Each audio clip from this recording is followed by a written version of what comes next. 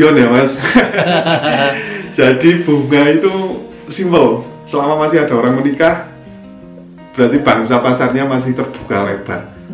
Dan harapan saya begini mas, saya itu ya gimana ya, ini ngomongnya malah gak enak sebenarnya. Saya itu pengen Dieng dikenal gak hanya pariwisatanya aja. Jadi Dieng itu ada ini loh, Dieng ada petani bunga kalalili yang sangat sulit ditanam di daerah lain. Di Dieng malah bisa numbuh sehat dan bisa dipanen dengan kapasitas yang lumayan, bisa mencukupi pasar gitu kan. Karena bagi saya kalalili itu susah dan sulit untuk didapatkan kalau di sini.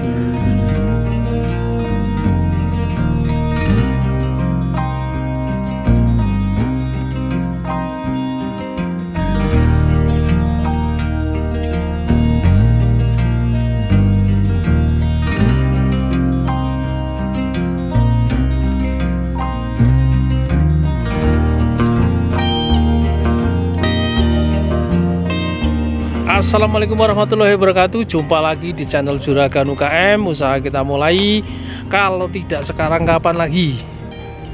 Oke Juragan, hari ini saya sedang berada di Dieng. Oh itu ada baliho caleg. Oke Juragan, hari ini saya berada di Dieng. Dieng itu selain dikenal dengan wisata alamnya, juga dikenal juga sebagai daerah penghasil kentang ya. Tapi ada salah satu yang kurang banyak diketahui banyak orang, ternyata juga penghasil bunga kalalili dan hortensia. Bunga yang sangat indah. Anak muda yang menekuni budidaya bunga tersebut namanya Mas Isman. Dan hari ini kita mau panen bunga bersama Mas Isman. Yuk, usaha kita mulai. Kita mau panen bunga kalalili dan bunga miliknya Mas Isman di Dieng. Yuk langsung saja Juragan, usaha kita mulai. Di Dieng ini kan mayoritas kan tanam kentang Mas ya. Kenapa Mas pilih tanam bunga daripada tanam kentang ini? Karena dulu itu tahun 2017, 2018 sebenarnya kepepet Mas. Kepepet ya. Jadi ceritanya itu pertama ya tetap tanam kentang, karena kita dari bapak saya, dari keluarga saya kan menuruni saya untuk belajar bertani kentang. Karena kentang itu menurut saya modal awal besar. Terus saya kebetulan di Dieng udah mulai ada beberapa petani yang menanam bunga secara profesional. Dan itu saya masih bertanam kentang dulu. Jadi kenapa milih bunga ya, karena kentang itu modal awalnya lumayan besar kalau menurut saya. Jadi waktu itu saya belum punya modal yang cukup untuk tanam kentang. Akhirnya saya coba tanam bunga, dan itu belum tahu prospeknya seperti apa. Jadi saya mau tanam saja dulu gitu. Ya, marketnya saya pikirkan belakangan. Seperti itu Mas. Karena biaya tanamnya relatif lebih murah. Itu kalau bunga itu menurut saya sangat terjangkau, sangat terjangkau ya. Modal awalnya itu sangat terjangkau. Yang paling besar itu ya kita pengeluaran di sewa lahan biasa. Bunga itu dari tanam ke panen bisa kalalili ya Mas, untuk yang kalalili yang ini. Maaf ini bunganya yang reject, nggak apa-apa, ini buat contoh aja. Jadi kalalili dari usia tanam ke panen itu bisa 8-1 tahun. 8-1 tahun? Ya, dari tanam ke panen. Dari tanam ke panen. Dan usia panennya itu nggak lama. Jadi 1-2 tahun dia udah tua dan minta ganti. Maksudnya itu dia udah berbunga bagus seperti ini loh. Harus diregenerasi gitu ya? Iya, itu wajib regenerasi per 2-3 tahun sekali. Kalau ini sebenarnya jenis bunga asal mana sih? Dari mana itu? Dulu tuh bunga ini tumbuhnya di rawa-rawa, nggak dikembangbiakan sama petani. Jadi kan ada peninggalan bangunan-bangunan kayak di Belanda itu kan banyak, ada beberapa di sini gitu. Jadi ini tumbuhnya di situ sama di rawa-rawa. Dulu tumbuhnya di air. kalau bunga ini. Kalau pastinya saya nggak tahu nek ini dari mana gitu aslinya. Cuman saya sebutnya sudah kalalili lokal. Oh, sebenarnya dulu dikembangkan oleh orang Belanda dulu ya, peninggalan dulu. Iya. Masih ada rawa-rawanya ya, itu baru itu tumbuh gitu. Ya, ini tumbuh. Kemungkinan dibawa langsung dari sana. Karena bunga ini sangat banyak dikembangkan di Holland itu sangat banyak. Ya. Terus dari rawa-rawa itu kemudian mulai serius dikembangkan.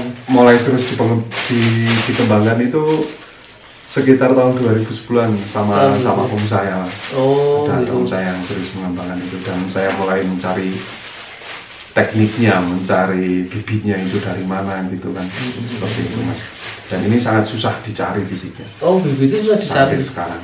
Oh, selama ini untuk proses pembibitan gimana Mas? Jadi kita ada sistem bongkar tanam bunganya Mas. Jadi bunga yang bagus usia 8 bulan dari tanam itu kita ambil kayak apa ya nek cara tunggae lah. ada tunggae itu. Jadi kayak umbi ini lah Mas bahasa. Oh, masih ada. Ya.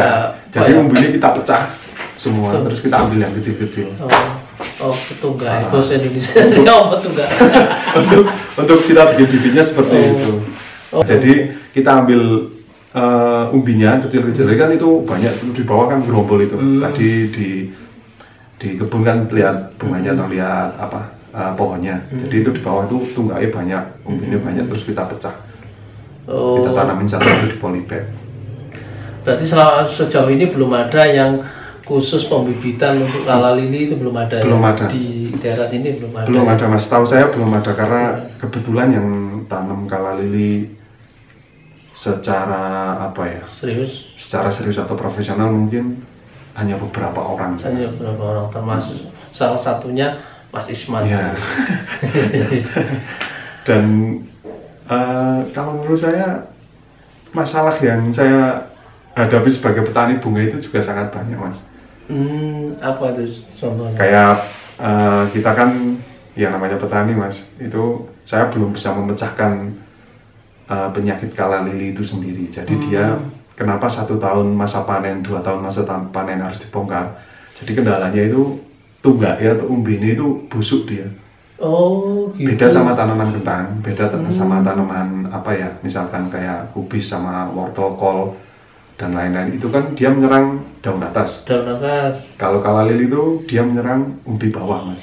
Tapi siklusnya setelah 2 tahun atau 3 tahun gitu? Siklusnya setelah 1 tahun sampai 2 tahun itu. 1 tahun sampai 2 tahun. Iya, dan kalau tanamnya dengan bibit yang nggak sehat pun nggak jadi.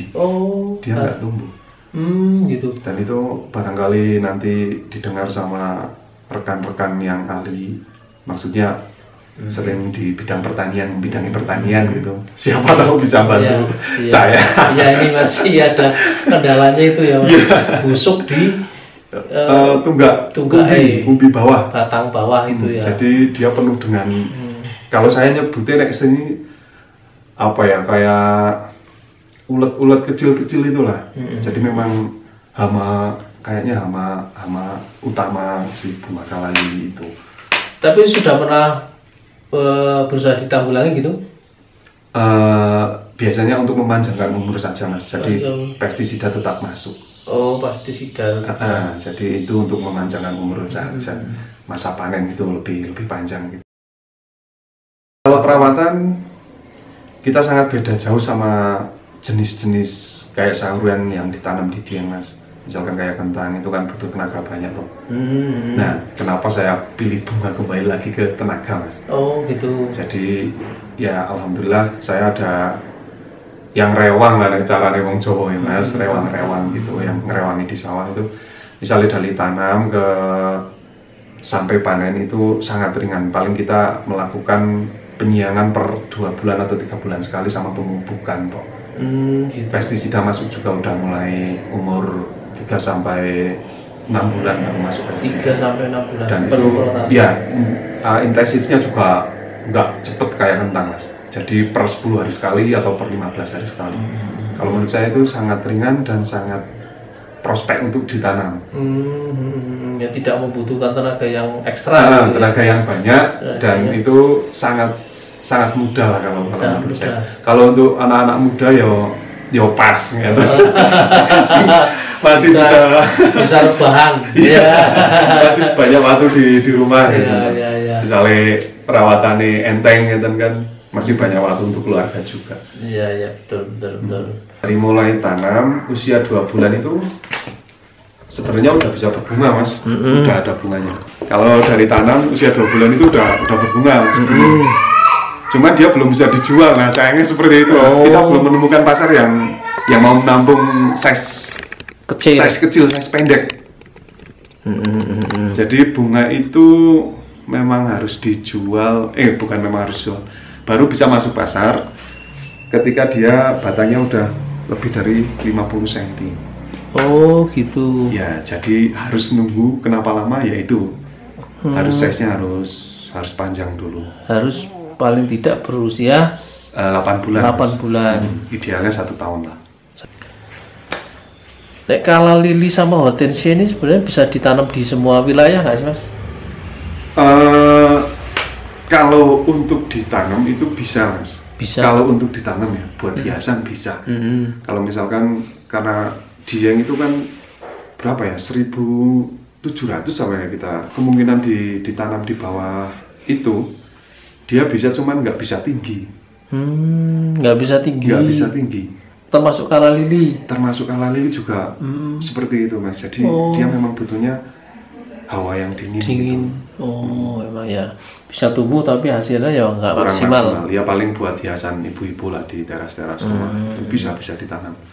Memang harus butuh tempat yang dingin ya. Tempat yang dingin.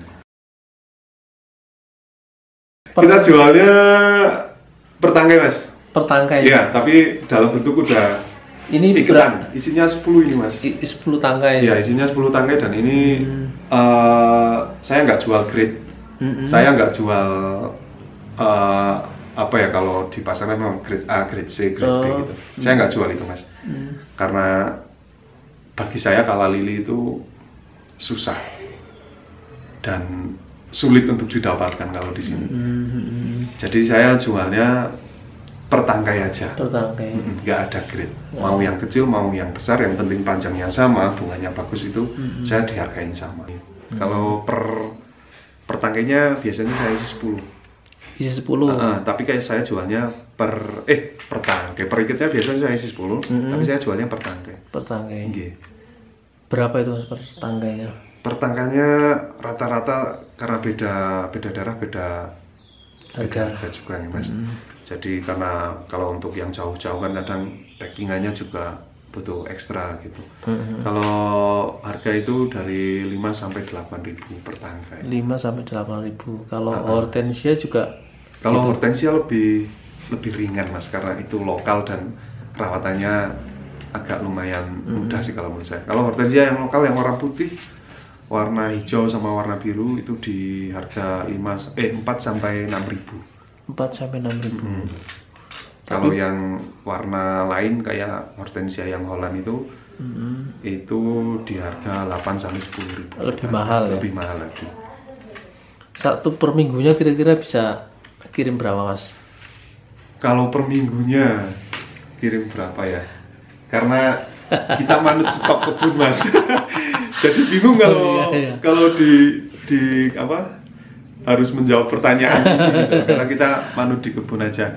Karena tadi kayak jenengan ikut motong di kebun kan nggak mesti dapatnya berapa per minggu gitu loh. Kadang yang per minggu 200 bisa 100, kadang yang per minggu 200 bisa 250. Di rata-rata aja lah, Mas, ya sekitar ratusan lah kalau per minggu. Ratusan kan? Iya. Tergantung stok di kebun. Iya, tergantung stok di kebun.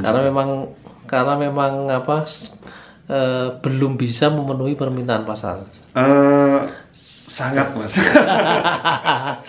Kita butuh lahan lagi yang lebih luas berarti, Mas, ya. Iya, karena kita keterbatasan lahan juga di sini, Mas. Harga sewanya udah mahal. Terus ya itu kita keterbatasan lahan lah intinya. Karena mau mengembangkan ini juga butuh lahan. Kalau bibit sama perawatan nanti bisa menyusul kemungkinan ya Mas. Iya. Makanya saya sekarang lebih ke kemitraan sama petani-petani lain gitu. Biasanya saya ini loh tak kasih bibitnya, tanam kala lili, nanti penjualannya ke saya gitu, seperti itu Mas. Kalau misalnya juragan yang menonton video ini mau pesan bunga lili atau hortensia, bisa Mas? Sangat bisa Mas. Sangat bisa ya. Kita open ke semua orang.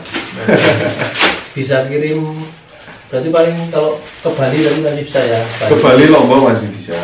Bali, Lombok, Jakarta sudah biasa ya? Jakarta, Jawa Tengah sudah biasa Mas. Sudah biasa. Kalau kita terkendala ekspedisi itu yang daerah Palembang, Kalimantan, dan luar sana. Kalau luar Jawa itu yang di luar Jawa yang daerah ya Sumatera, Kalimantan gitu. Iya. Ya nanti juragan yang mau pesen kala lili sama hortensia bisa langsung hubungi saja, nomornya ada di deskripsi, langsung ke Mas Isman nih. Boleh Mas. Atau nanti adminnya yang bisa langsung WA ke adminnya atau telepon. Oke Mas Isman, terima kasih sharingnya. Mudah-mudahan bisa menginspirasi juragan yang menonton video ini. Tetap ikuti channel Juragan UKM, usaha kita mulai. Kalau tidak sekarang, kapan lagi? Wassalamualaikum warahmatullahi wabarakatuh. Waalaikumsalam warahmatullahi wabarakatuh. Terima kasih Mas Isman. Sama-sama Mas.